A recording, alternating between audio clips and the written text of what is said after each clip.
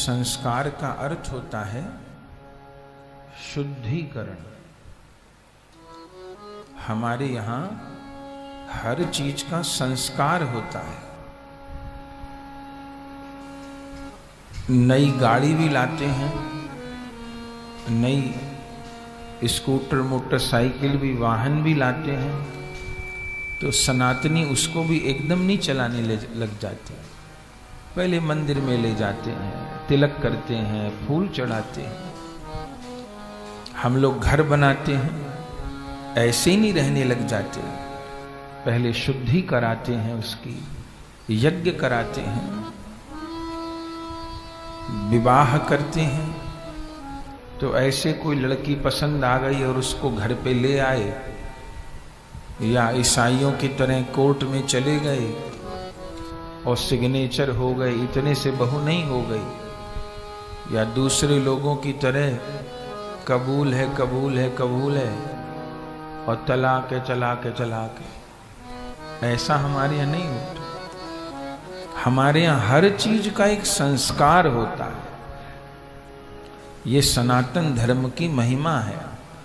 संस्कार माने पवित्रीकरण, संस्कार माने शुद्धिकरण।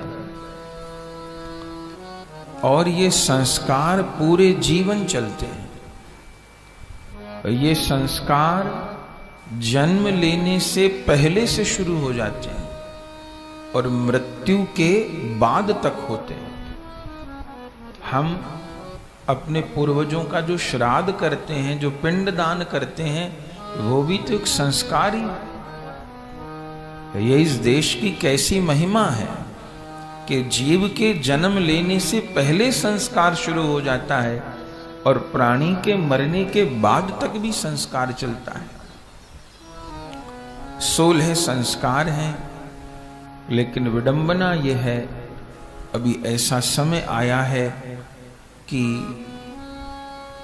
10,000 हिंदुओं की भी भीड़ हो और उनसे पूछा जाए कि 16 संस्कार के नाम बताओ, तो पता नहीं कितने लोगों को पता। ये एक बड़े दुख की और कष्ट की बात है। हिंदू लोगों ने सब संस्कारों को भुला दिया, त्याग दिया, और उसकी हानि भी हम लोग देख रहे हैं। 16 संस्कार, एक बार उनके नाम हम लोग सुन लें और प्रयास भी करें कि याद हो जाए, और अपने बच्चों को भी सिखाएं, और फिर व्याख्या तो हम लोग श्रवण करेंगे। पहला संस्कार है गर्भाधान संस्कार। दूसरा संस्कार है पुंसवन संस्कार। तीसरा संस्कार है सीमोंत नयन संस्कार। चौथा संस्कार है जात कर्म संस्कार। पांचवा संस्कार है नामकरण संस्कार। छठा संस्कार है निष्क्रमण संस्कार। सातवां संस्कार है चूड़ाकरण संस्कार। आठवां संस्कार है अन्नप्राशन संस्कार। नौवां संस्कार है कर्ण भेदन संस्कार।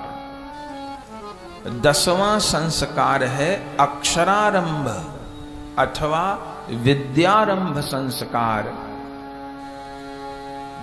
10 हुए। 11वां संस्कार है उपनयन संस्कार। 12वां संस्कार है वेदारंभ संस्कार। 13वां संस्कार है केशांत संस्कार। 14वां संस्कार है समावर्तन संस्कार। 15वां संस्कार है विवाह संस्कार। और 16वां संस्कार है अंत्येष्टि संस्कार। ये 16 संस्कार क्रम से। और सुनिए मेरे भाई बहन, इन 16 में जो प्रारंभ के 3 संस्कार हैं, आपको आश्चर्य होगा सुन के।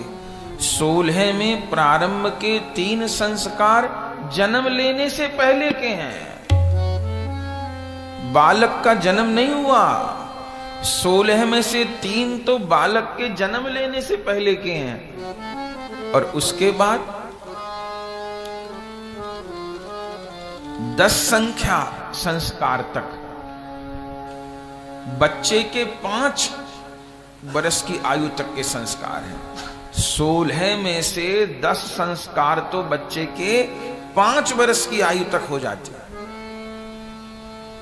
और उस 10 के बाद में और 4 संस्कार बच्चा 15, 18, 20 साल का होता है तब तक हो जाते हैं। और फिर एक 15वां विवाह संस्कार जो विवाह की आयु में होता है, और अंत्येष्टि संस्कार जीवन के पूर्ण होने पर होता है।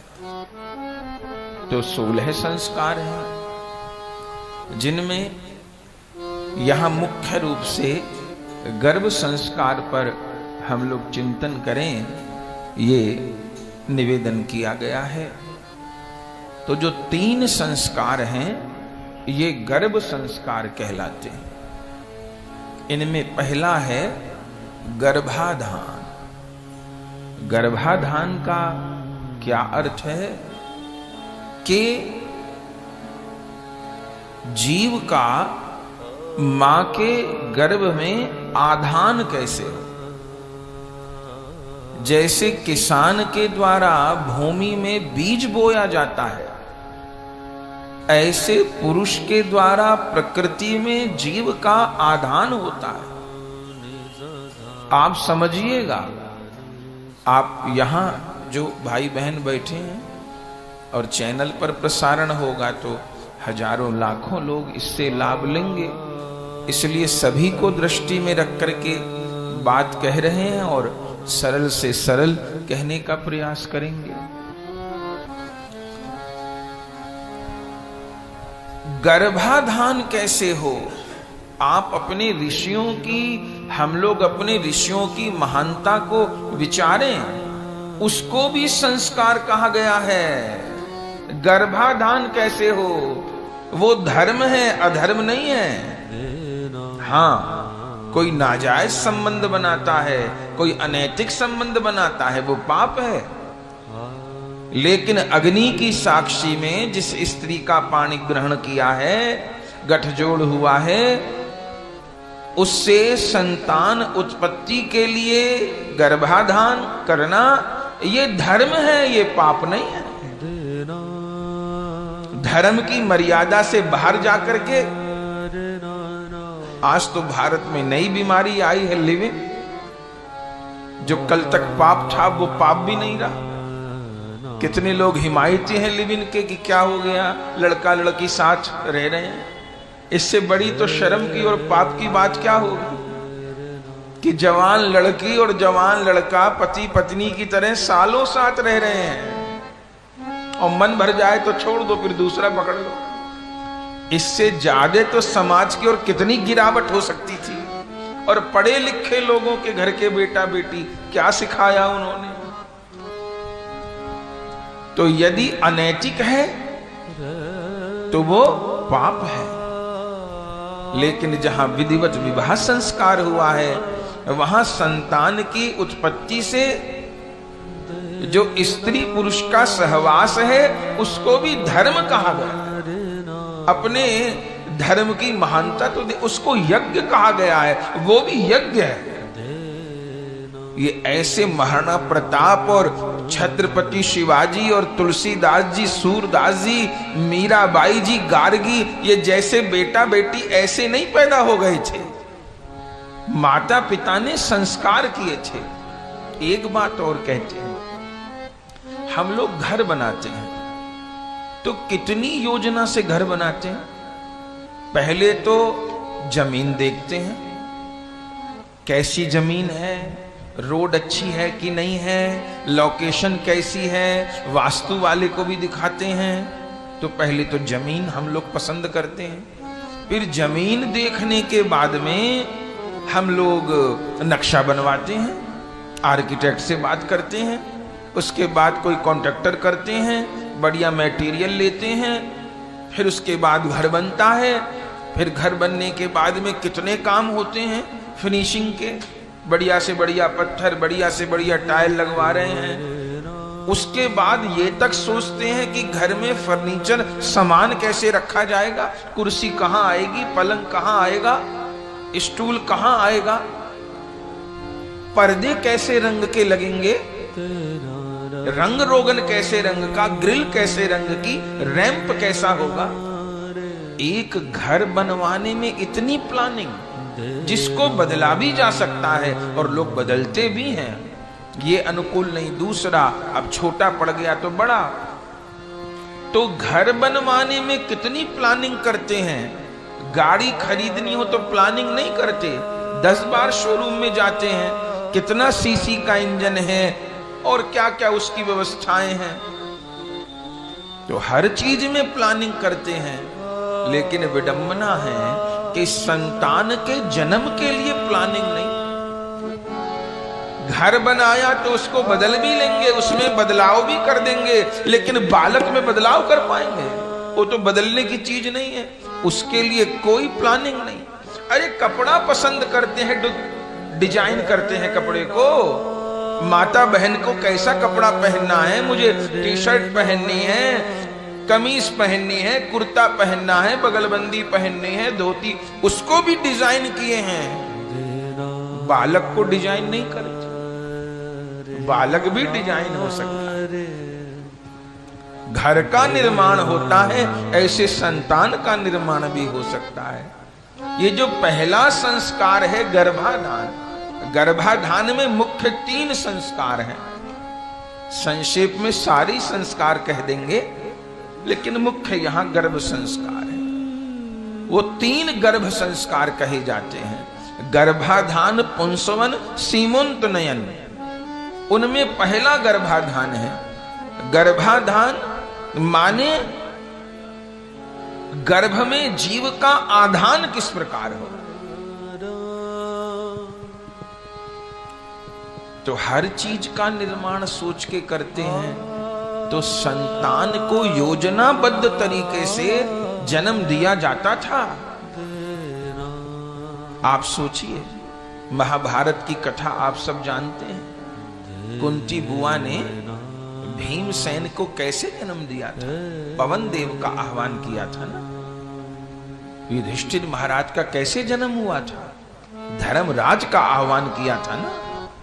अर्जुन महाराज का कैसे जन्म हुआ था, इंद्र का आह्वान हुआ था ना। नकुल सहदेव का कैसे जन्म हुआ था, अश्वनी कुमारों का आह्वान हुआ था ना। देवताओं के आह्वान हुए थे। गर्भाधान संस्कार की क्या महिमा है। इसमें जो स्त्री पुरुष हैं वो हमारे यहां दिव्य आत्मा जन्म ले, उसका आह्वान करते। सबसे मुख्य गर्भाधान है। जैसे घर को बनाने में नींव का महत्व है, ऐसे 16 संस्कार में गर्भाधान का महत्व। नींव में गड़बड़ हो गई तो, नींव टेढ़ी मेढ़ी हो गई तो फिर कितना सोना लगाते रहिए, सब धराशायी हो जाएगा। ऐसे गर्भाधान की महिमा है। माता का स्वभाव कैसा है? क्या मां कर्कश बोलने वाली है? उसका चिड़चिड़ा स्वभाव है? उसका झगड़ालू स्वभाव है? पिता का स्वभाव कैसा है? गर्भाधान करते समय माता पिता की मनोवृत्ति क्या है? अपने शास्त्र में कहा गया, संतान के इच्छुक माता पिता भगवान से प्रतिदिन प्रार्थना करें। क्या प्रार्थना करें? जिन भी इष्ट देव को मानते हैं, ये प्रभु हमारे घर में आप कोई दिव्य जीव भेजिए। पुत्र की इच्छा है, पुत्री की इच्छा है, हमारे यहाँ एक दिव्य जीव भेजिए।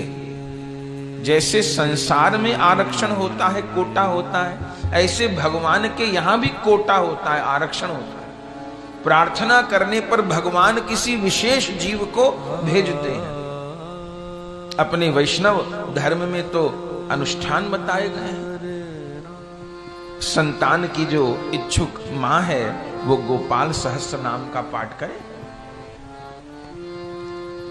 श्री रामचरितमानस में राम जी का जो जन्म प्रकरण है, अवधपुरी रघुकुल मनि राऊ वेद विदित तह दशरथ नाऊ, बालकांड में, धर्म धुरंधर गुण निधि ज्ञानी हृदय भगतिमति सारंग पानी, यहां से लेकर के और इस फिर राम जी का जन्म प्रकरण आ जाता है। फिर मन संतोषे सभिन के जहाँ तह देई असीस सकल तने चिरजीवहु तुलसीदास के ईस, यहां तक का प्रतिदिन पाठ करें। ज्यादा समय नहीं लगेगा, 10-15 मिनट लगेंगे। भाई प्रगट कृपाला से आरती कर दे। अपने यहां पयोव्रत का उपदेश श्रीमद् भागवत जी में दिया गया। फाल्गुन मास के शुक्ल पक्ष की प्रतिपदा से लेकर के एकादशी तक 11 से 12 दिन का व्रत होता है। गैया का दूध पी के रहा जाता है। संतान की इच्छुक माता इस पयोव्रत का पालन करे तो माता पिता दोनों प्रभु को प्रार्थना करें कि हमारे यहां कोई दिव्य जीव आए।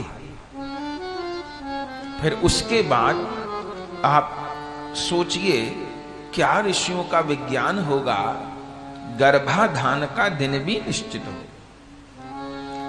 आज डॉक्टर भी वही बात कहता है और लाखों साल पहले अपने शास्त्र में भी ये बात लिखी है। जब स्त्री को रजो दर्शन होता है, उसके 6ठे दिन, 8वें दिन, 10वें दिन, 12वें दिन, 14वें दिन, 16वें दिन, सम संख्या में, सम संख्या जिसको 2 से भाग दिया जा सके। जिस दिन रजो दर्शन हुआ है, प्रथम दिन है मासिक धर्म का, उससे 6ठे दिन, 8वें दिन, 10वें दिन, 12वें दिन, 14वें दिन, 16वें दिन, रात्रि का जो द्वितीय प्रहर है, 9 से 12 बजे का जो समय है, उसमें गर्भाधान करने पर पुत्र की प्राप्ति हुई। उसमें भी शुक्ल पक्ष हो, लेकिन इसमें चतुर्थी, अष्टमी, एकादशी और अमावस्या और पूर्णिमा तिथि को बचाना चाहिए। शुक्ल पक्ष में चढ़ते हुए दिन हो तो तेजस्वी संतान का जन्म होगा। यदि रजो दर्शन जिस दिन हुआ है मासिक धर्म से विषम संख्या में, 7वां, 9वां, 11वां, 13वां, 15वां, 17वां, इन दिनों में गर्भाधान होगा तो पुत्री की प्राप्ति होगी। इतना तक विज्ञान। माता पिता का शरीर स्वच्छ हो, जिस पलंग पर वो सोते हैं वहां पर साफ चादर बिछी हो, गंदे कपड़े न हो, वो कमरा स्वच्छ हो, सुगंधित हो। इतना महात्माओं का विज्ञान है। गर्भाधान, कैसे गर्भाधान, उस माता ने क्या खाया है। पहले लोग कहते थे ना, क्या खा के पैदा किया है, उसका प्रभाव पड़ता है। माँ ने क्या खाया है, पिता ने क्या खाया है, उनका जीवन कैसा है। गर्भाधान संस्कार है, इसकी तरफ किसी का ध्यान नहीं। ये इतने जितने महापुरुष पैदा हुए ऐसे नहीं हो गए बंधु, उनके पीछे उनकी माताओं के, उनके पिता के बलिदान थे। जीजाबाई जिनकी यहां छत्रपति शिवाजी जन्म लिए, छत्रपति शिवाजी का कैसे जन्म हुआ। जीजाबाई देखती थी मुगलों के आतंक को और रात दिन सोचती थी कि ऐसा कोई पैदा होगा जो इन मुगलों को जवाब दे। ऐसा कोई दुनिया में पैदा होगा कि नहीं होगा जो इस भारत भूमि में सनातन धर्म की रक्षा करे, इन मुगलों को कुचल दे, सनातन धर्म की ध्वजा लहराए। ऐसा कोई, ये विचार वो करती थी जीजाबाई। तो कौन गर्भ से पैदा हुए? छत्रपति शिवाजी जैसे महापुरुष पैदा हुए। अभिमन्यु की कथा तो बड़ी प्रसिद्ध है। सुभद्रा अर्जुन महाराज की पत्नी हैं, उनका जी घबरा रहा था।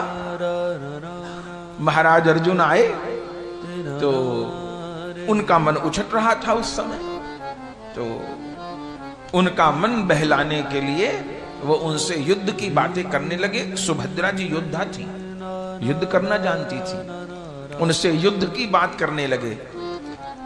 उस समय देवी द्रौपदी भी आ गई और महाराज अर्जुन तो महान योद्धा हैं, तो वो चक्रव्यूह की चर्चा करने लगे। और उस समय गर्भ में बैठे हैं अभिमन्यु, और चर्चा करते करते चक्रव्यूह का छेदन कैसे हो ये सुनाया। तो अभिमन्यु ने मां के गर्भ में ही इस बात को सुन लिया। इसको आप अंधविश्वास नहीं मानिएगा, हमने ऐसे अल्ट्रासाउंड देखे हैं कि माँ बाप, बच्चा पेट में है 2 महीने का, 3 महीने का, 4 महीने, और माँ बाप झगड़ रहे हैं बुरी तरह से। ऐसे अल्ट्रासाउंड देखे कि माँ के पेट में बच्चा कांप रहा है, माँ के पेट में बच्चा कांप रहा है, माँ बाप झगड़ रहे हैं, घर में कलेश हो रहा है, गाली गलौच हो रहे हैं, और बच्चा माँ के पेट में कांप रहा है, डर रहा है बच्चा। और वहीं माँ बहुत प्रसन्न है तो बच्चा आराम से, केवल शरीर नहीं बन रहा माँ के शरीर से, माँ जो सोच रही है उससे चिंतन बन रहा है, मस्तिष्क बन रहा है, धमनियां बन रही हैं, विचार बन रहा है, मन बन रहा है। इसलिए अभी कहा ना 16 संस्कार में 10 संस्कार तो 5 वर्ष की उम्र तक हो जाते हैं, क्योंकि 5 वर्ष तक बालक की मानिए बिल्कुल नींव बना दी गई, अब जड़ जम गई पेड़ की, अब पेड़ खड़ा होगा। ऐसे अल्ट्रासाउंड देखे गए। तो पहला संस्कार है गर्भाधान, गर्भ संस्कार में, और फिर दूसरा है पुंसवन। ये पुंसवन संस्कार क्या होता है? ये पहले ही महीने में होता है, पहले महीने में या दूसरे महीने में होता है। कैसे? कि अभी सबसे अच्छा ये होता है कि अभी पता चला कि स्त्री गर्भवती है, तो उसके 72 घंटे के भीतर ही ये संस्कार हो। ये संस्कार क्या है? ये आने वाले जीव का स्वागत था, वेलकम किया ना। हमारे घर में वंश वृद्धि के लिए भले बेटा आ रहा है, भली बेटी आ रही है, जो आ रहा है उस जीवात्मा का स्वागत, उस जीव का स्वागत। सोचिए कि एक शुक्राणु पुरुष का और एक कण स्त्री का, एक सेल से जीव बनता है ना। लोग कहते चमत्कार, हमें तो जन्म की प्रक्रिया ही अपने आप में चमत्कार लगती है। 1 सेल, एक कोशिका से जीव बनता है और वो 2.5 किलो का बालक हो जाता है। ये अचंबा नहीं क्या? ये उस विधाता की कारीगरी नहीं क्या कि एक सेल से जीव, एक कोशिका जिसको आंख से हम देख नहीं सकते, माइक्रोस्कोप से देखना पड़ेगा, एक सेल से जीव बनता है और 1 किलो का, 1.5 किलो का, 2 किलो का बालक बन जाता है, पूरा शरीर बन जाता है उसका। पुंसवन संस्कार ये पहले महीने में, दूसरे महीने में होता था। पता चल गया कि स्त्री गर्भवती है, तो उस सूचना के 72 घंटे के भीतर, मान लीजिए 2-3 दिन के भीतर में शुभ समय देख करके घर के सब लोग एकत्र होते थे और क्या करते थे? जब वह संविधा से घर में यज्ञ होता था और घर में गैया के दूध की खीर बनाई जाती थी। कौशल्या जी को, सुमित्रा जी को, कैकेयी जी को खीर खिलाई गई कि नहीं खिलाई गई? खीर बनाई जाती थी, भगवान को भोग लगता था, और वो जो दूध की खीर होती थी वो माता को खिलाई जाती थी। उसमें गैया का घी भी डाला जाता था। गरम करके घी धार बना करके उस खीर में डालते थे, मुख्य थे उस बहू की सास, और फिर घर के सभी लोग, जो अब तो संयुक्त परिवार ही नहीं रहे, पर जो भी संयुक्त परिवार थे, चाचा चाची, ताऊ ताई, दादा दादी, सास ससुर, जो भी जेठ जेठानी जो हैं, सब लोग उस बहू को आशीर्वाद देते थे, स्वागत करते थे, सुंदर गान करते थे।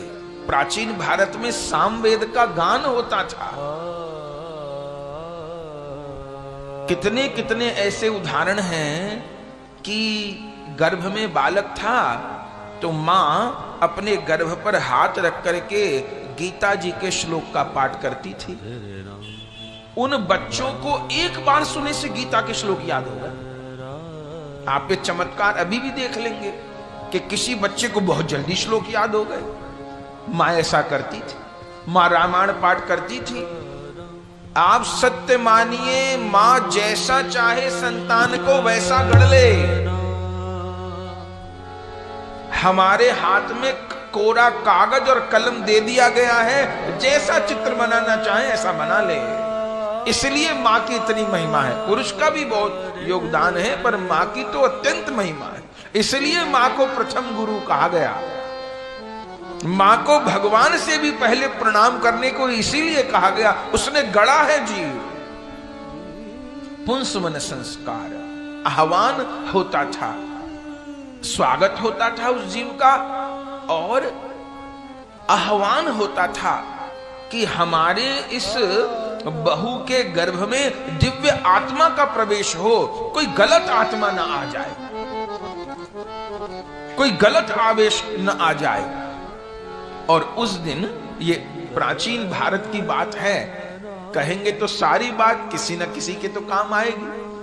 हमको लगे कि भाई हमारे यहां संतान का जन्म हो गया, बालक बड़े हो गए, तो हमारे आगे नाती पोते के लिए बोले वो भी बड़े हो गए तो आगे। ये संस्कार की जानकारी तो हो, किसी के तो काम आएंगे, हम अपने आगे संतान को दे सकेंगे।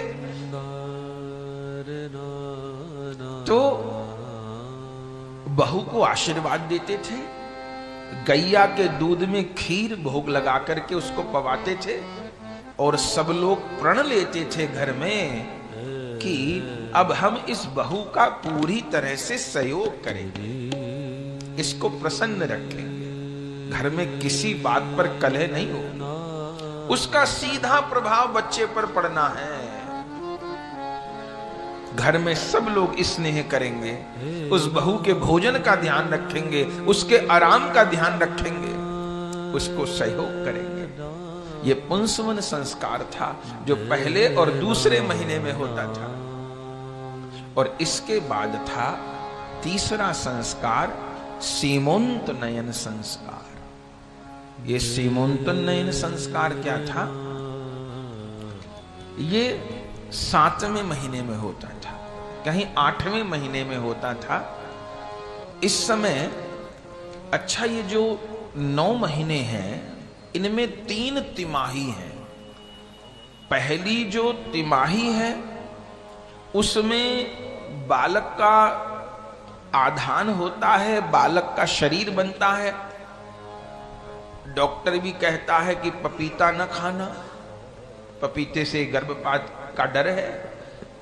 हल्दी का दूध न पीना, गर्भपात का डर है। कोई भी ऐसी चीज जिससे पेट साफ होता है वो निषेध कर दी जाती है।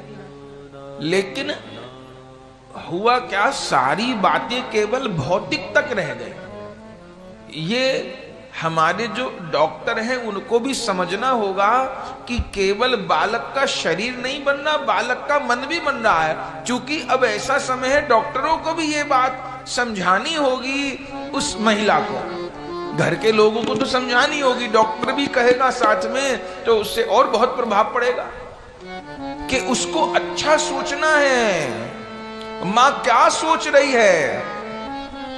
ऐसा भी नहीं है कि मां का भी रंग सांवला है और पिता का भी रंग सांवला है तो सांवला ही बालक पैदा होगा, ये कोई गारंटी नहीं है।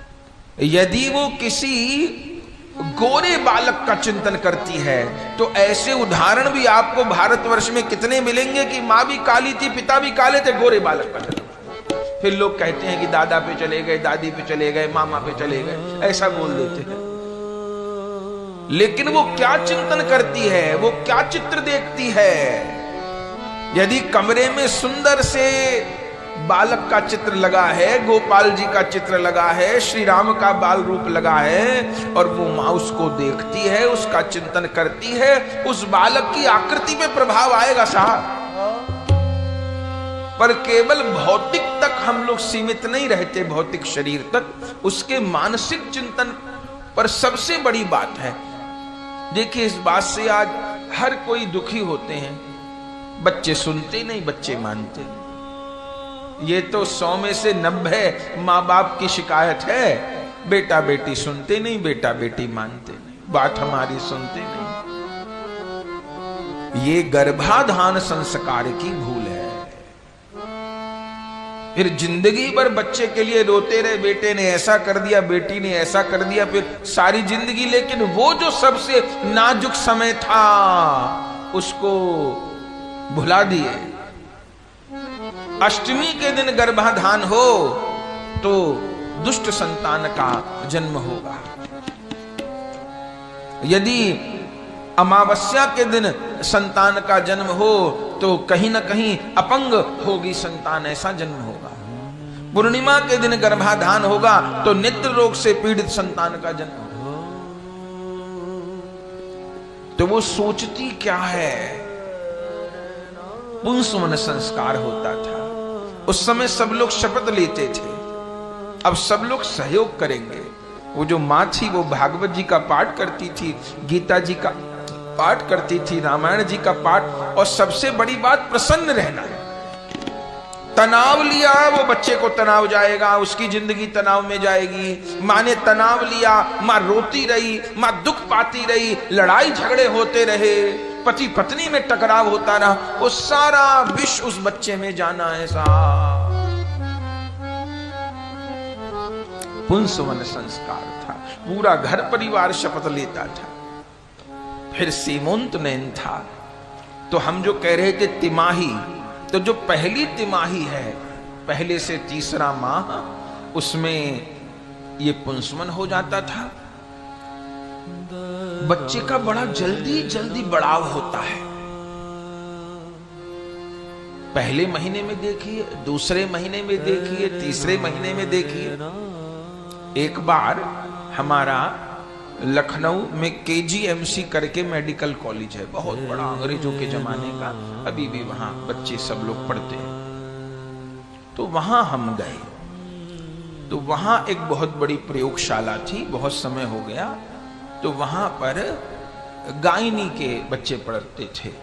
तो वो उन्होंने हमको घुमाया, तो वहां बहुत सारे जार रखे थे कांच के, ठीक। और उस कांच के जार में ये दर्शाया गया था, ये 2 सप्ताह का गर्भ, ये 4 सप्ताह का, ये 8 सप्ताह का, ये 10 सप्ताह का, ये 15 सप्ताह का गर्भ प्रदर्शित किए थे। आश्चर्य आपको होगा, श्रीमद् भागवत जी में कपिल देवहूति संवाद में भगवान कपिल ने अपनी माता जी को गर्भ की अवस्थाओं का वर्णन किया। 10 दिन का गर्भ ऐसा होता है माँ, 15 दिन का ऐसा होता है, महीने का ऐसा होता है, 2 महीने का ऐसा होता है। जैसा भागवत जी में लिखा था वैसी गर्भ की अवस्थाएं वहां हमने KGMC कॉलेज में अपनी आंख से देखी, जस की तस। तो जो पहली तिमाही है उसमें बहुत जल्दी जल्दी परिवर्तन होता है, और जो फिर चौथा, पांचवा और छठा महीना है, इस समय में बालक सुनने लगता है। चौथा, पांचवा और छठा महीना है, बालक सुनने लगता है, बालक को स्वाद आने लगते हैं। बालक को धड़कन का अनुभव होता है, बालक सुनता है, समझता है। जन्म लेते ही बालक रोता है। इसके ऊपर बहुत बातें कही गई कि जन्म लेते ही बालक क्यों रोता है, तो अनेक इसमें बातें हैं, पर एक सबसे मुख्य जो इसमें बात है कि बालक जन्म लेते क्यों रोता है, वो मां के पेट में मां की धड़कन सुन रहा होता है। और जन्म लेने के बाद वो धड़कन उसको सुननी बंद हो जाती है। इसका एक आश्चर्य देखिएगा बंधुओं, बच्चा रोता है और उसी बच्चे को जब मां अपने सीने से लगा लेती है तो चुप हो जाता है। कैसे चुप हो जाता है? वो 9 महीने से मां के पेट में वो धड़कन सुन रहा था, वो ध्वनि उसको आनी बंद हो गई, इसलिए वो बच्चा घबराया। ये एक साइंस के द्वारा प्रमाणित है ये तथ्य। बच्चा सबसे ज्यादा कंफर्टेबल अपनी मां के सीने से लग के होता है। जब किसी से चुप नहीं होएगा तो मां के सीने से लग के हो जाएगा, क्योंकि उसको मां के धड़कन की पहचान है। उसके भीतर का जो मानसिक देह है, मां की गोद में जाके उसको लगता है कि मैं सुरक्षित हो गया, मैं अपने के पास आ गया, ये पराई नहीं है, ये मेरी अपनी है, भले वो बोल नहीं सकता। तो जो दूसरी तिमाही है, चौथा, पांचवा, छठा महीना, इसमें बालक सुनने लगता है। यदि मां ने इस छठे महीने में, चौथे, पांचवें, छठे महीने में यदि वो फ्रेंच भाषा सीखने लग जाए तो बच्चे को फ्रेंच भाषा आने लग जाए। बच्चा इस समय में भाषा सीखता है महाराज। कहां से सीखता है भाषा? देखो, बोल चाल में तो वो 2-3 साल में बच्चे ने सुनना शुरू किया, लेकिन बच्चा 6 महीने का है, इशारे समझने लग जाता है। अब हम हिंदी भाषी लोग हैं तो बच्चे से हिंदी में ही बात करते हैं ना, और बच्चा उन हिंदी इशारों को समझने लग जाता है। चूंकि वो भाषा उसने अपनी मां से ग्रहण की है। तो जो चौथा, पांचवा, छठा महीना है, मां क्या बोल रही है, मां क्या सुन रही है, उसका पूरा प्रभाव उस पर पड़ता है। मां क्या भोजन कर रही है, इसका पूरा प्रभाव पड़ता है। और फिर जो तीसरी तिमाही है, 7वां, 8वां, 9वां महीना, इस समय में बालक जन्म लेने को तैयार है। इस समय जो संस्कार होता है 7वें, 8वें महीने में, इसको सीमंत नयन कहते हैं। इस समय क्या होता था प्राचीन भारत में,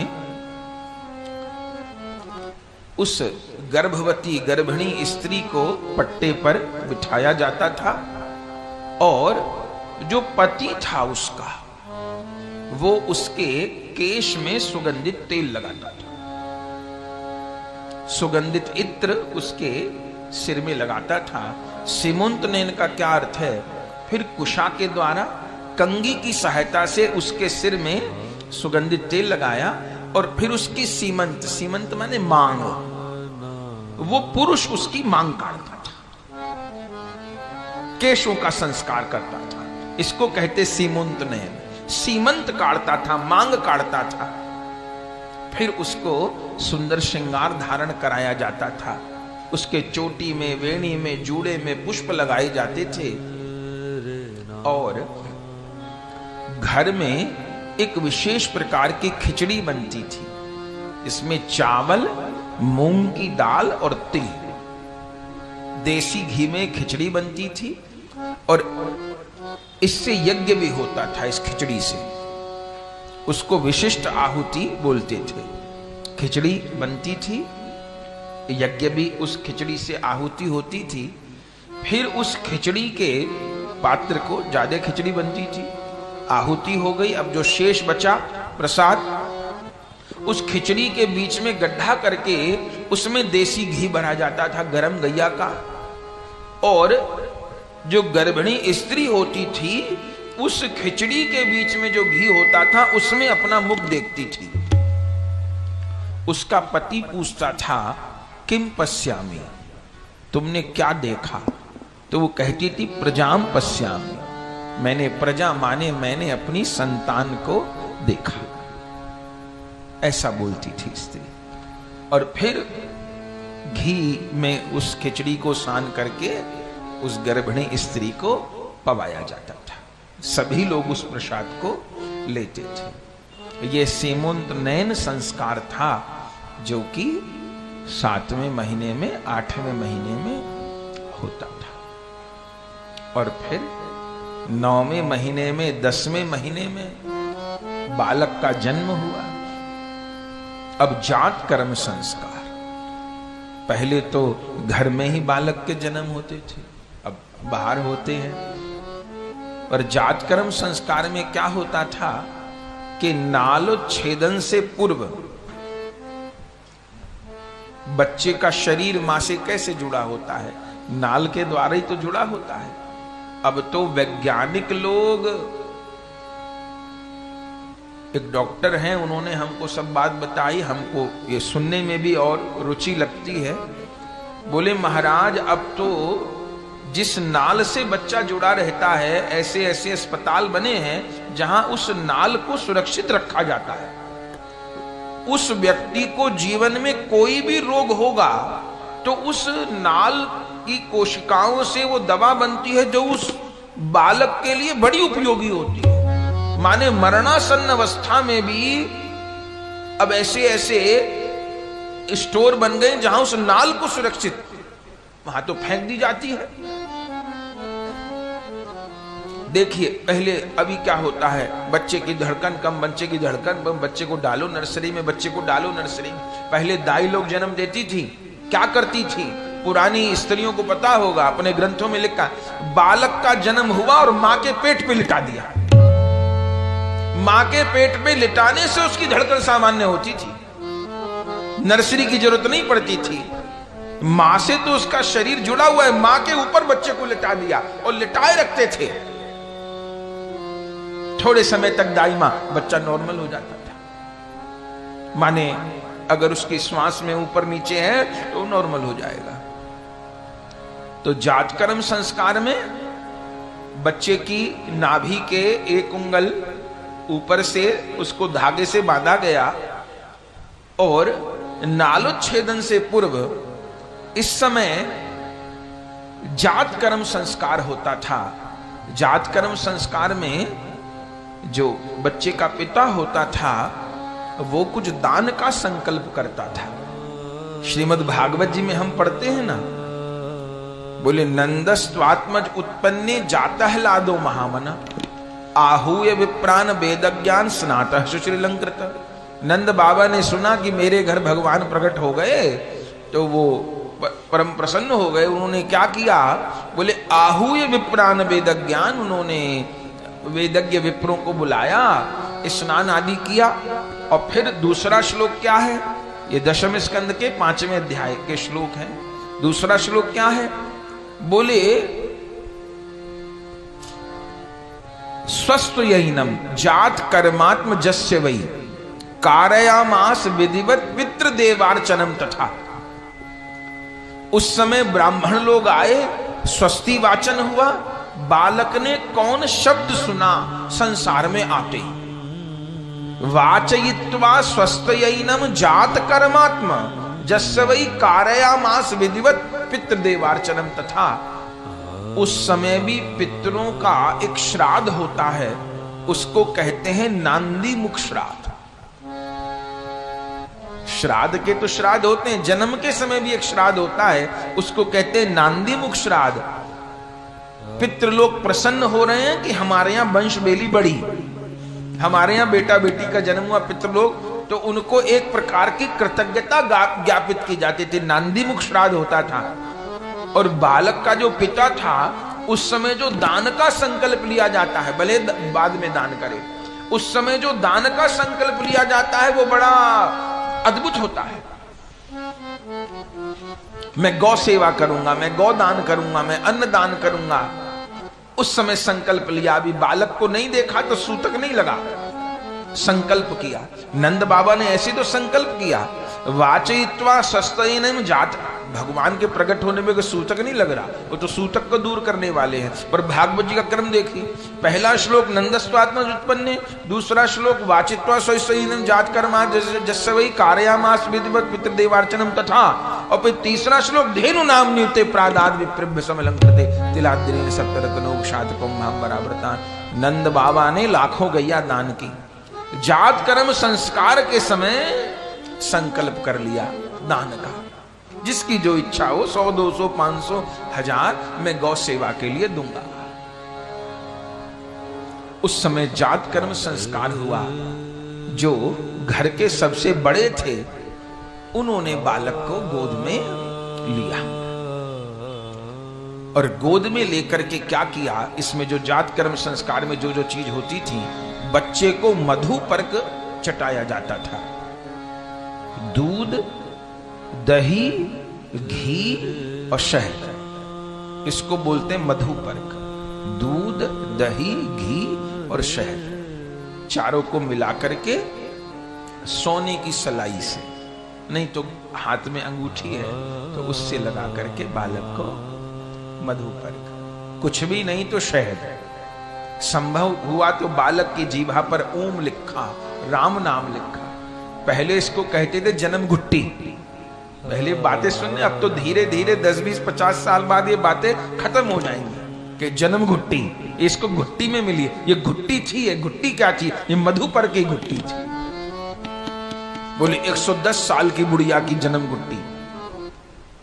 वो घुट्टी क्या थी? मधुपर्क, दूध, दही, घी और शहद, ये 4 चीज। तो उस बालक को चटाई गई और जो घर के बड़े हैं उन्होंने गोद में लिया और बालक के कान में भगवान नाम सुनाया।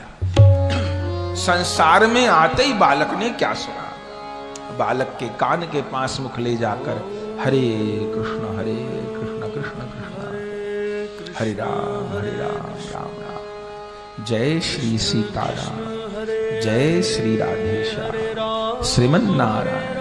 बेटा तुम दीर्घायु हो, बेटा तुम्हारा कल्याण हो, पुत्र तुम स्वस्थ रहो, निरोगी रहो। ऐसा जो घर के बड़े थे, दादा परदादा जो होते थे, वो ऐसा कान में सुनाते थे। ये जात कर्म संस्कार था, ये चौथा संस्कार था। फिर उसके बाद में 5वां संस्कार। 5वां संस्कार था नामकरण। नामकरण के समय में यज्ञ हुआ, तब तक सूतक था। अब ब्राह्मण को बुला करके दिव्य यज्ञ हुआ और नामकरण किया गया। नामकरण में जन्म नक्षत्र देखा जाता है, जन्म नक्षत्र देखा जाता है। नाम जो रखा जाता है जन्म नक्षत्र का समावेश हो। फिर उस बालक के जीवन का उद्देश्य क्या हो, और तीसरी बात उसकी वंश परंपरा और कुल क्या है, उसके अनुरूप नामकरण होता था। ये था 5वां संस्कार। और फिर नामकरण संस्कार के बाद में 6ठा होता है निष्क्रमण संस्कार। ये निष्क्रमण संस्कार क्या है कि बच्चे को घर से निकालेंगे कब? माने अस्पताल से घर आ गए, इसको भी निकलना नहीं कहेंगे। ये तो ऐसा समझिए पहले समय में सूतिका गृह थे, अभी मैटरनिटी होम। बच्चे को मां अथवा पिता लेके घर से बाहर कब गए वो भी देखा जाएगा, वो भी संस्कार है। ये नामकरण के बाद का निष्क्रमण संस्कार है। बालक सबसे पहले क्या देखेगा? मोटर गाड़ी नहीं देखेगा, कोई अशुभ वस्तु नहीं देखेगा। बालक को सूर्य का दर्शन कराया जाएगा, अथवा पूर्णिमा के चंद्र का दर्शन कराया जाएगा, ठाकुर जी का दर्शन कराया जाएगा, गोमाता का दर्शन कराया जाएगा। निष्क्रमण संस्कार, उसका दिन देखा जाता था। हर संस्कार में यज्ञ होता था। केवल विवाह संस्कार, अंत्येष्टि संस्कार भी एक यज्ञ ही है, अग्नि तो वहां पर भी है। हर संस्कार में यज्ञ होते थे। उसका पूरा विधान है शास्त्र में कि किस संस्कार में कौन सी वस्तु से आहुति दे, कौन से मंत्र से आहुति दे। तो निष्क्रमण संस्कार, बच्चे को किस दिन निकाला जाएगा, वो कहां जाएगा। सबसे अच्छा कि यदि ससुराल में जन्म हुआ है तो सबसे पहले वो अपने मायके लेके जाए बहू, और यदि मायके जन्म हुआ है तो अपनी ससुराल। चूंकि इन दोनों परिवारों के संस्कार उस बालक में आए हैं, मां के पीहर के भी आए हैं और ससुराल के भी आए हैं। तो ससुराल में जन्म हुआ है तो सबसे पहले अपने पीहर लेके जाए, और पीहर में जन्म हुआ है तो कहीं और न जाकर के सीधा ससुराल लेकर के आए। इसको कहते थे निष्क्रमण संस्कार। और इस निष्क्रमण संस्कार के बाद में 6 महीने की अवस्था में होता था अन्नप्राशन संस्कार। इस 6 महीने की अवधि में बच्चे का मां के दूध से पोषण हो। अब डॉक्टर भी कहते हैं कि भैया 6 महीने से पहले बच्चे को कुछ मत खिलाओ पिलाओ, दूध ही पिलाओ। मां के दूध से पूरा नहीं पड़ता तो फिर गैया का दूध दो। 6 महीने तक बालक को दूध। एक बात और इस समय कह दें कि बच्चा मां के पेट में आ गया, उसके बाद गर्भिणी स्त्री से कामुक व्यवहार ना हो। यदि गर्भ धारण करने के बाद स्त्री पुरुष का काम संबंध होता है तो उससे बालक पर प्रभाव पड़ेगा।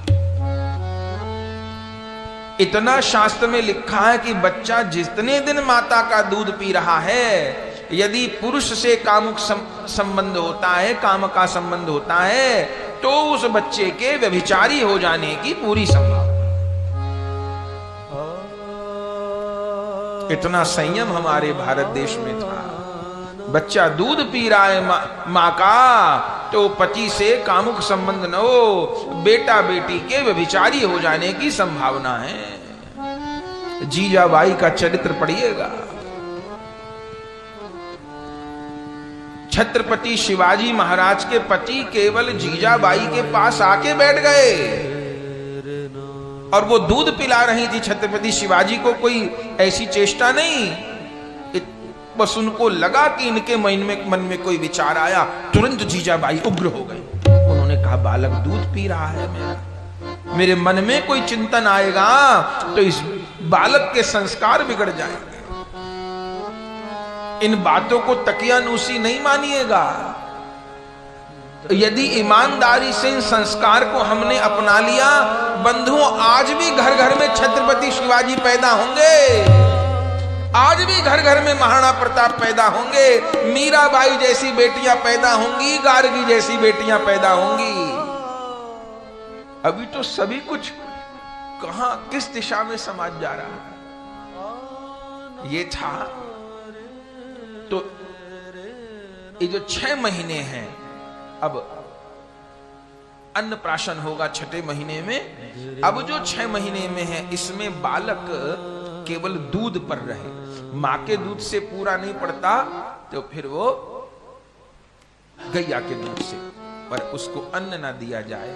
फिर 6 महीने में शुक्ल पक्ष देख करके बच्चे का अन्नप्राशन होता था। इस अन्नप्राशन में क्या होता था, मुख्य रूप से बच्चे को अन्न देना है। अभी तो उसने केवल मां के दूध का स्वाद जाना है और कुछ नहीं जाना।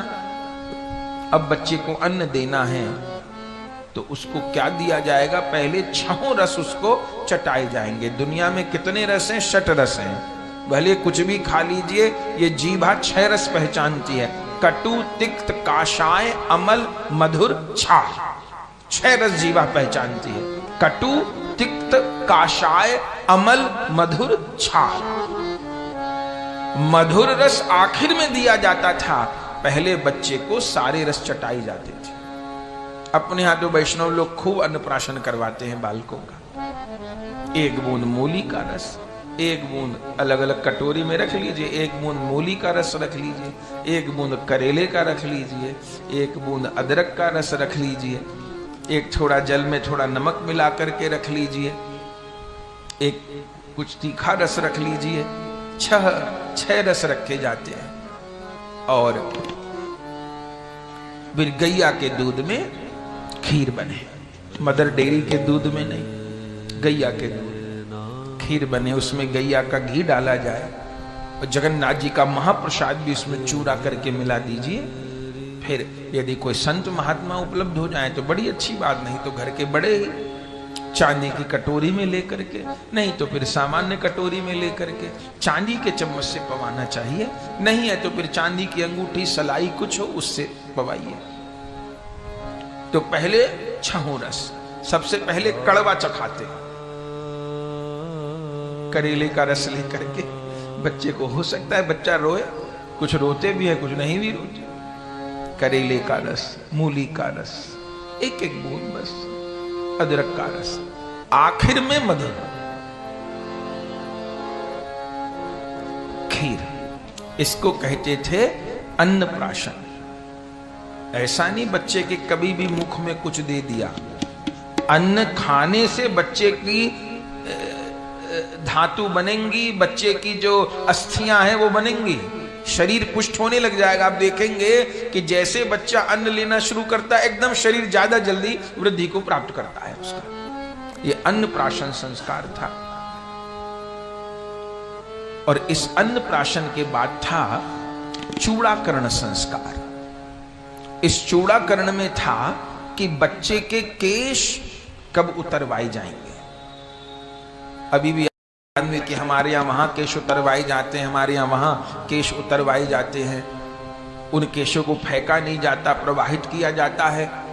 एक बात और कहे जो बड़ी भ्रांति आ गई हिंदू समाज में, कभी पूरा सिर नहीं मुंडवाते। पूरा सिर तो मुसलमान मुंडवाते हैं, पूरा सिर नहीं मुंडवाया जाए भैया। पूरा सिर मुंडवा दिया तो मुसलमान बन गए। पूरा सिर नहीं मुंडवाया जाता। ऐसा भी कहा जाता है कि गर्भ के बाल ना ना ना, चोटी वाले स्थान पे तो कभी उस तरह चलवाना नहीं है। जिस बालक के सिर पर चोटी के स्थान पर मां के गर्भ वाले केश रह गए, उसकी अद्भुत विधा होगी, अद्भुत ज्ञान होगा उसका। पूरा सिर तो मुसलमान मुड़वावे, हिंदू नहीं मुड़वावे। हम तो चोटी रखना भूल गए सब। तो चोटी के स्थान पर केश छोड़ करके और फिर बालक का ये चूड़ाकरण संस्कार है। बच्चे के केश उतरवाई जाए, फिर उसका जैसे अपनी लोक रीति में होता है वो व्यवहार करें। उसके बाद में फिर बच्चे का कर्ण भेदन अथवा कर्ण छेदन संस्कार है। ये भी कहीं कहीं जीवित है, पर इसमें केवल दिखावा नहीं, सही में ही कान छिदना चाहिए बालक का। उसमें भी उल्लेख है ब्राह्मण बालक का किस प्रकार, पहले दाहिना कान फिर बायां कान कर्ण छेदन हो। इसको संसार में परोजन भी बोलते हैं, परोजन भी बोलते हैं इसको संसार, पर उसका जो शुद्ध नाम है वो है कर्ण छेदन संस्कार। इसको भी बहुत देर नहीं करे।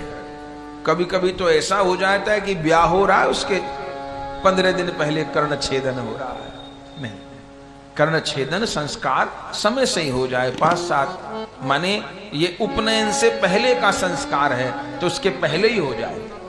ये अक्षरारंभ से भी पहले का है, इसलिए देर न करे। कर्ण छेदन संस्कार, और फिर कर्ण छेदन संस्कार के बाद में है अक्षरारंभ संस्कार, जिसको विद्यारंभ संस्कार कहा गया। बच्चा पढ़ने कब जाए, स्कूल कब जाए। प्रतिपदा को कभी भी स्कूल में नहीं भेजे। प्रतिपदा पाठ नाशनी है। अंग्रेजी की एक तारीख नहीं, हिंदी की एक तारीख, पड़वा। अमावस के बाद पड़वा आवे, पूर्णिमा के बाद पड़वा आवे। तो पड़वा को नहीं भेजे। यदि पड़वा को स्कूल पढ़ने भेजा तो जिंदगी भर नहीं पढ़ेगा। ट्यूशन लगाते रहिए, जिंदगी भर नहीं पढ़ेगा, एक शब्द पल्ले नहीं आएगा, माँ बाप लगे रहे पीछे, पढ़ेगा नहीं। जो प्रतिपदा है वो पाठ नाशनी है। इन बातों का ध्यान रखा जाता था।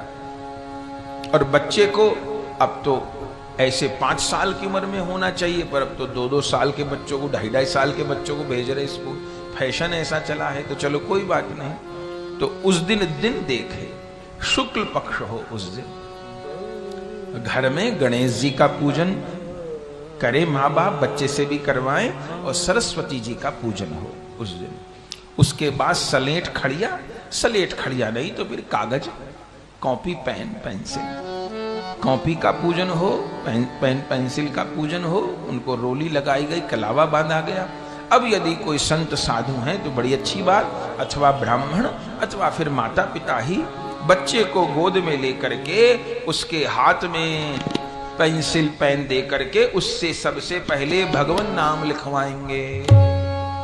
ये अक्षरारंभ संस्कार था। बच्चे से लिखवाइए श्री राम, श्री कृष्ण, ओ भगवान नाम लिखवाया जाएगा बच्चे से पहले। इसको कहते थे अक्षरारंभ। गणेश जी का पूजन हुआ, सरस्वती जी का पूजन हुआ, बच्चे को मीठी दही उस समय खिलानी चाहिए। मधुपर्क भी दिया जा सकता है अथवा मीठी दही बालक को खिलानी चाहिए, सबको, बच्चे को। और फिर बच्चे से अक्षर लिखवावे, भगवान नाम लिखवावे, अक्षरारंभ। और फिर इसके बाद जो संस्कार है वो है उपनयन अथवा यज्ञोपवीत अथवा जनेऊ संस्कार। ये भी लुप्त होता जा रहा है। एक बात और स्पष्ट करें, ऐसा नहीं है केवल ब्राह्मणों का यज्ञोपवीत होता है, क्षत्रियों में भी यज्ञोपवीत है और वैश्यों में भी यज्ञोपवीत है। चतुर्थ वर्ण का यज्ञोपवीत नहीं होता है। ब्राह्मण का, क्षत्रिय का, वैश्य का, तीनों वर्ण का यज्ञोपवीत होता है। वैश्यों में भी यज्ञोपवीत होता है, पर कालक्रम से सब चीजें लुप्त हो गई। यज्ञोपवीत संस्कार हो, उसके लिए योग्य ब्राह्मण का चयन हो, उसमें बालक का फिर से मुंडन होता है और यज्ञ होता है, व्रत रखता है बालक और उसको गायत्री की दीक्षा दी जाती है। गायत्री मंत्र श्रवण कराया जाता है। यदि कुल पुरोहित है तो उन्हीं के द्वारा हो, नहीं पता तो फिर किसी भी ब्राह्मण के द्वारा। उसमें भी जो गौड़ गोत्र के ब्राह्मण हैं उनसे यज्ञोपवीत कराना सबसे उत्तम रहता है। तो यज्ञोपवीत संस्कार, और यज्ञोपवीत संस्कार के बाद में फिर वेदारंभ होता था। अब तो कौन बच्चा गुरुकुल जा रहा है, सब कॉन्वेंट में ही पढ़ रहे। तो वेदारंभ संस्कार था। अब वेदारंभ संस्कार कैसे हो? अब चलिए माना कि गुरुकुल नहीं रहे या हम भेजना नहीं चाहते, तो एक बात तो हम हिंदू लोग कर सकते हैं कि चलिए बच्चा जहां पढ़ रहा है, पर हम सब अपने बच्चों को संस्कृत तो पढ़ाएं, संस्कृत तो पढ़ाएं। मुसलमान को उर्दू पढ़नी आती है, वो कुरान पढ़ लेते हैं। ईसाई को अंग्रेजी पढ़नी आती है, वो बाइबल पढ़ लेते हैं। लेकिन हिंदू को संस्कृत पढ़नी नहीं आती, इसलिए वो भगवत गीता नहीं पढ़ सकते, वो भागवत जी नहीं पढ़ सकते, वो वाल्मीकि रामायण नहीं पढ़ सकते। तो प्रतिदिन, अथवा अब तो इतनी ऑनलाइन उपलब्धि है, कहीं भेजने की जरूरत भी नहीं। सप्ताह में एक दिन ऑनलाइन आप सर्च करेंगे तो आपको 100 जगह मिल जाएंगी ऐसी। बच्चे को ऑनलाइन संस्कृत जरूर पढ़वाइए। बच्चे की तो बहुत कैचिंग पावर होती है, पकड़ लेगा, वो सीख जाएगा, अच्छे से संस्कृत बोलने भी लग जाएगा, पढ़ने भी लग जाएगा। संस्कृत भाषा से मेधा का जैसा विकास होता है किसी भाषा से नहीं होता है। नासा के वैज्ञानिकों ने सैटेलाइट भेजी तो वहां मैसेज भेजने थे, तो मैसेज जब भेजते थे तो ऊपर जाके गुरुत्वाकर्षण बल तो लगता नहीं है, तो शब्द अलग पलट जाते थे। वो अंग्रेजी में भेजते थे, फ्रेंच में भेजते थे, जर्मनी में भेजते थे, चीन की भाषा में मैसेज कुछ का कुछ बन जाता था, शब्द लट पड़ जाते थे। आखिर में संस्कृत में भेजे तो संस्कृत में भेजने पर शब्द नहीं पलटे, उनका अर्थ नहीं पलटा। तो वेदारंभ से हम लोग ये ग्रहण कर लें कि बच्चों को कम से कम संस्कृत तो पढ़ाएं। ये उपनयन के बाद है। और इसके बाद है केशांत। केशांत माने कि अब बच्चा बड़ा हो गया तो वो दाढ़ी मूंछ कब कटवाएगा, ऐसा नहीं पहुंच गया सैलून पे फैशन बनवाने, वो पिता से पूछ के जाएगा, गुरुदेव से। वो भी एक संस्कार है, उसको कहते हैं केशांत संस्कार। और ऐसा नहीं कि सिर पे जुल्फें बढ़ा ली और दाढ़ी कटवा ली ना, केशांत संस्कार में सिर पे भी बाल हटाए जाएंगे और दाढ़ी मूंछ के भी। एक बार सारे केश हटेंगे चोटी छोड़कर, फिर उसके बाद उसको जैसे रखना हो ऐसे रहे। और पढ़ने वाले बालक के लिए तो यही कहा कि बड़े बाल न रखें, छोटे केश रखें। ये केशांत संस्कार है। और केशांत के बाद में फिर समावर्तन है। समावर्तन माने कि अब शिक्षा पूरी हुई तो अब बालक लौट करके आ रहा है। पहले तो गुरुकुल जाते थे तो वहां से लौट के आते थे, और अब गुरुकुल नहीं, तो जब उसकी पढ़ाई पूरी हुई, विद्या अध्ययन पूरा हुआ, उसको समावर्तन संस्कार कहा जाता है। इस समय भी गणेश जी का पूजन होता है, सरस्वती जी का पूजन होता है, और बालक ने जो ज्ञान ग्रहण किया उसमें वो स्थिर रहे, ये सब लोग आशीष देते हैं। पहले स्कूल कॉलेज में भी होता था ना कि उसकी पढ़ाई पूरी हुई तो एक आयोजन सब लोग करते थे, ये बैच पूरा हो गया, वो समावर्तन संस्कार ही था।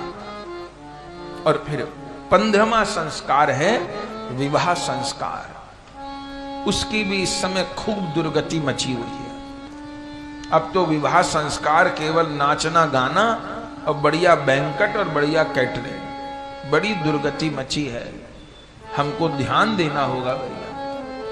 रात को 2 बजे गणेश पूज रहे हैं। कौन से शास्त्र में लिखा है कि रात के 2 बजे गणेश पूजेंगे? सबरा समय तो नाचने गाने में निकल गया। ये रात में 2 बजे ब्याह तब से चले मुगलों के काल से। मुगल लोग, हिंदू लोग दिन में ब्याह करते थे, बेटियां उठा के ले जाते थे, बहुएं उठा के ले जाते थे, हिंदुओं का पैसा छीन लेते थे। तो क्या करे, बेटा बेटी तो ब्याहने थे, तो रात के अंधेरे में ब्याह हिंदू लोगों ने किए, बेटा बेटी तो ब्याहने थे, पर वो मजबूरी थी। बच्चों का जो विवाह संस्कार है वो करिए गोधूली बेला में।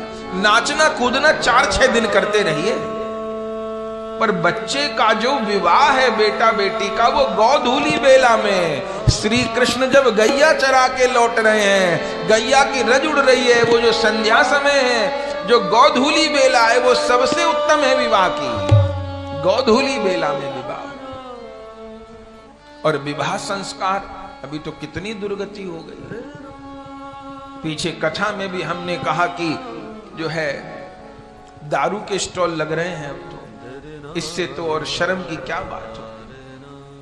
नाम के आगे अग्रवाल लगा है, नाम के आगे गर्ग लगा है, गोयल लगा है, नाम के आगे शर्मा लगा है, और बेटा बेटी के ब्याह में दारू के स्टॉल लग रहे। इससे तो डूब मरने की, इससे ज्यादा तो हिंदू के लिए कोई बात ही नहीं हो सकती। वो विवाह संस्कार है। हमारे घर में नवरात्र की पूजा हो रही हो, वहां बैठ के कोई दारू पीने लग जाए तो देवी आशीर्वाद देगी कि देवी श्राप देगी? दारू पी रहे विवाह संस्कार में। और जहां वो विवाह का मंडप है उसकी क्या दुर्गति मची है। उसके चारों ओर जूता चप्पल फैले पड़े हैं, झूठी प्लेट फैली पड़ी है, गिलास फूटे पड़े हैं। और दुर्भाग्य, अब तो क्या कहना, सब जगह नहीं पर बहुत जगह की बात है, उस दुल्हे ने दारू पी रखी। अरे ना, वो दारू पी के यज्ञ करेगा, गणेश पूजेगा, गौरी पूजेगा दारू पी के, तो गणेश जी आशीर्वाद देंगे कि श्राप देंगे उसे? और मत पूछिए, पंजाब में हम लोग कथा करते हैं, ये संस्कार की बात बोल रहे थे। एक भाई उठ के बोले, महाराज दुल्हे की छोड़ो, दुल्हन ने लगा रखी है। हे परमात्मा, कितना भयावह समय। दुल्हा दुल्हन दारू पिए हुए हैं, और अब उसने इतनी तंग पतलून पहनी हुई है लड़के ने कि वो नीचे नहीं बैठ सकता, तो वो बैठा है ऊपर कुर्सी पे या चौकी पे ऊपर, गणेश जी नीचे, पंडित जी नीचे बैठे हैं, वो ऊपर चौकी पे कुर्सी पे बैठा है। यज्ञ करना उसको आता नहीं, मुट्ठी भर भर के ऐसे आहुति डाल रहा है कि अभी इसमें से राक्षस प्रकट होंगे, क्योंकि उसको माँ बाप ने आहुति डालना नहीं, वो मुट्ठी भर भर के ऐसे फेंक रहा है कि अभी राक्षस प्रकट हो। इतनी दुर्गति नहीं। 10,000 के कपड़े बनवाए थे, 20,000 के बनवाए थे, 1 लाख रुपए की लड़के ने कपड़े बनवाए थे, कोई बात नहीं। जब विवाह संस्कार होने लग जाए उस समय धोती पहन ले। धोती पहरे बिना यज्ञ नहीं होता। और फंक्शन में जो पहना चलो ठीक है, क्योंकि ऐसी बात कह रहे हैं जो निभ जाए, उस समय धोती पहन ले। नीचे तो बैठे आराम से, वो स्थान एकदम स्वच्छ हो, पहले से संरक्षित हो। एक बात और कह दे, सस्ते पंडित जी मत ढूंढिएगा, बैंकट तो महंगे से महंगा, कैटरिंग महंगे से महंगी, लड़का लड़की के कपड़े लाखों रुपया के, जेवरात लाखों रुपया के हैं, और पंडित जी सब में सस्ते से सस्ते। और सस्ते से सस्ते पंडित क्या करेंगे? वो तो हनुमान चालीसा ही पढ़ के ब्याह करवा देंगे। जिन्होंने विवाह संस्कार पढ़ा ही नहीं, जिन्हें आता ही नहीं, हमें सस्ते से संदेश ना भैया, अच्छे से अच्छा आचार्य ढूंढेंगे, जितना पैसा मांगना न पड़े उससे ज्यादा दे दे। इसलिए अब कितने ब्राह्मण बालकों ने पढ़ना ही छोड़ दिया, उनको लगता है कैरियर ही नहीं है पूजा में, तो पढ़ना छोड़ दिया। अब उनको भी अपना जीवन जीना है, पढ़ना ही छोड़ दिया कि कौन समय लगाए पढ़ाई में, हम व्यापार ही कर लेंगे, नौकरी कर लेंगे, जो आमदनी नहीं रही है। इस मानसिकता से बाहर आना होगा। ब्राह्मण का सम्मान हो, और बिल्कुल जल्दी नहीं कि पंडित जी जल्दी करवाओ, उन्हें तो पहले ही जल्दी है, ये ना कहिए जल्दी कराओ। तसल्ली से संस्कार हो, नाचना गाना होता रहेगा, अगले दिन रिसेप्शन रख लीजिए, पूरी रात नाचिएगा, पर विवाह संस्कार तसल्ली से हो जाए, उसमें हबड़ा तबड़ी नहीं हो, पवित्रता से हो जाए, गोधूली बेला में हो जाए। उसके बाद फिर रात को नाचते गाते रहो, कोई बात नहीं। विवाह संस्कार शांति से पवित्रता से हो जाए। और फिर ये 15वां संस्कार है, और फिर आकर अंत्येष्टि संस्कार है। उसके लिए भी बड़ी बड़ी बातें शास्त्र में लिखी गई हैं, वो भी अब उसकी भी अवहेलना हो रही है। वहां जो लोग रहते हैं शमशान भूमि पर, डोम, उनको भी कुछ पता नहीं होता, ऊट पटांग सब करवाते रहते हैं। पूरा विधान है उसका भी, कैसे पिंड बनाए जाए, कैसे शरीर को ले जाया जाए। जब शरीर को घर से लेके निकलते हैं तो सिर आगे होता है, पांव पीछे होते हैं, आखिरी बार वो संसार को देख ले। और जब शमशान आने को होता है तब फिर पांव आगे हो जाते हैं, सिर पीछे हो जाता है। अब पीछे मुड़ के नहीं देखे, जो छूट गए सो छूट गए, अब अपनी आखिरी मंजिल को देखे। उसके बाद में फिर कपाल क्रिया समय पर होनी चाहिए। फिर उसके बाद जो 10 गात्र कर्म है वो सब विधिवत होना चाहिए। कितनी विडंबना है, अब तो लोग 13 भी नहीं करते, 3 दिन में निपटा दिया, 5 दिन में निपटा दिया। जिस माँ बाप ने पैदा किया, पैसा दिया, संपत्ति भोग रहे, उनका व्यापार भोग रहे, उनके लिए 10-11 दिन नहीं रहे। इससे तो और शर्म की डूब मरने की दूसरी बात हमको नहीं लगती। वो माँ बाप 2-4 बार आके मरेंगे, बोले हमने 3 दिन में हमको वहां जाना था, हमको यहाँ करना था, 5 दिन में 7 दिन में निपटा दिया। कि हमारे पंडित जी ने बताया था। अरे पंडित जी तुम्हारे लंदन से शास्त्र पढ़ के आए थे कि दूसरे कहीं से शास्त्र पढ़ के आए थे ना? उस क्रिया में विधिवत उस क्रिया को करे, 10 गात्र कर्म करे। तो ये जो 16 संस्कार हैं, इनसे जीवन दिव्य बनता है, पवित्र बनता है, तेजस्वी बनता है। पर इन सब संस्कारों का जो मूल है वो गर्भ संस्कार है। तो उसकी जागृति हम सबके भीतर हो, और यहाँ जो ये कार्य हो रहा है इसकी खूब प्रगति हो। अभी भी यदि गर्भ संस्कार के प्रति जो प्रारंभ में हमने चर्चा की, यदि हम जागृत हो जाएं तो अभी भी छत्रपति शिवाजी जन्म ले सकते हैं, अभी भी महाराणा प्रताप जी जन्म ले सकते हैं, अभी भी तुलसीदास जी, सूरदास जी जैसे महापुरुष जन्म ले सकते हैं। तो हिंदू समाज का ही भोजन खाते हैं। कुत्ते को तो लोग सूखी रोटी देते हैं तो वो भौंक भौंक के जगाता है, हम लोगों को तो आप घी लगा के रोटी देते हैं, सम्मान से रोटी देते हैं। तो हम लोग न बोले तो फिर कुकर से भी पीछे चले जाएंगे। तो जगाना काम है। आप सुन रहे हैं YouTube के माध्यम से, हजारों लाखों लोग सुनेंगे। तो सबसे यही हाथ जोड़ के कहते हैं, मेरे सारे सनातनी हिंदू भाई बहन, संस्कारों को अपनाइए, संतान का संस्कार करिए, अपने नाती पोते का संस्कार करिए, देवता देवती को करिए, सबको प्रेरित करिए, इन बातों को सुने, इन बातों को पढ़ें और अपनाएं। संस्कार से जीवन दिव्य होता है। और माँ का सबसे बड़ा रोल है इसमें। माँ क्या सोचती है, क्या खाती है, क्या पीती है, क्या पढ़ती है, क्या देखती है, पूरा प्रभाव उससे बालक पर जाना है। तो हम सब लोग संस्कार का सम्मान करें और भगवान की कृपा प्राप्त करें।